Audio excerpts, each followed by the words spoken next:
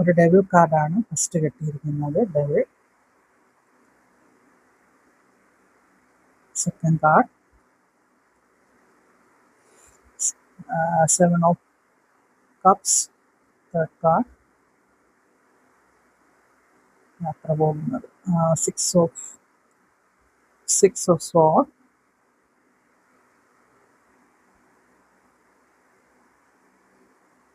Ace of Wands.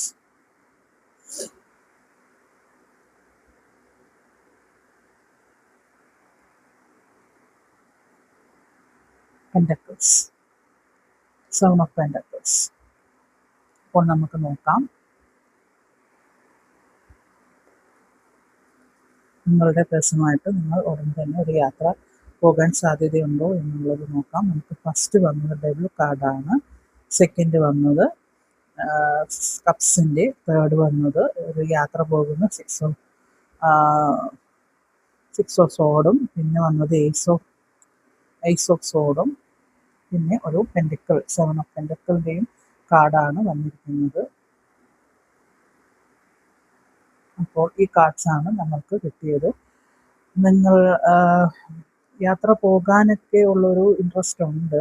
യാത്ര പോകുന്ന ഒരു ദൃശ്യമാണ് ഇതിൽ കാണുന്ന ഒരാൾ ഒരു അമ്മയും കുഞ്ഞുമായിട്ട് യാത്ര പോകുന്നതായിട്ടാണ് കാണുന്നത് സിക്സ് ഓഫ് സോഡിൽ. ബട്ട് അതിനൊരു തുടക്കമൊക്കെ ഉണ്ട്, മനസ്സിലൊരാശയൊക്കെ ഉണ്ട്, കൊണ്ടുപോകണം, പുറത്ത് നിങ്ങളായിട്ടൊരു യാത്ര പോകണം, അതിനുള്ള ധനമൊക്കെ ശേഖരിച്ച് വെക്കാൻ ശ്രമിക്കുന്നുണ്ട്.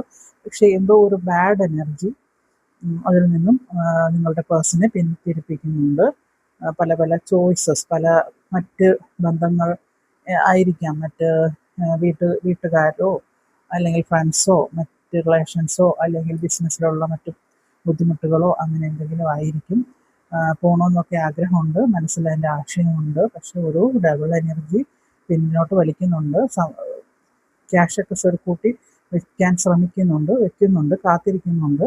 അതിനായിട്ടൊരു ചിട്ടിയൊക്കെ കൂടിയോ അല്ലെങ്കിൽ മറ്റെന്തെങ്കിലും രീതിയിലോ ക്യാഷ് അറേഞ്ച് ചെയ്യാൻ ശ്രമിക്കുന്നുണ്ട്. പക്ഷെ എന്തോ ഒരു ബാഡ് എനർജി പിന്നോട്ട് വലിക്കുന്നുണ്ട്. പോകണം എന്നൊക്കെ പേഴ്സണുണ്ട്, ഒരു യാത്ര കൊണ്ടുപോകണം എന്നൊക്കെയുണ്ട്. ഒരു തേർഡ് പാർട്ടിയുടെ ഒരു ഇടപെടലുണ്ട് അവിടെ. അതുകൊണ്ടാണ് വൈകി പോകുന്നത്. ആശയമുണ്ട്, അതിനുള്ള ധനമൊക്കെ സമ്പാദിച്ച് വെക്കുന്നുണ്ട്. പക്ഷെ ഒരു തേർഡ് പാർട്ടിയുടെ ഒരു ബാഡ് എനർജി വരുന്നത് കൊണ്ട് മേ ബി ആണ്, പൂർണ്ണമായിട്ടും യെസ് ആവുന്നില്ല. ഇൻ കേസ് ആ തേർഡ് പാർട്ടിയുടെ ഇടപെടൽ മാറുകയാണെന്നുണ്ടെങ്കിൽ തീർച്ചയായിട്ടും നിങ്ങളുമായിട്ടൊരു യാത്ര പോകാനുള്ള എല്ലാ സ്കോപ്പും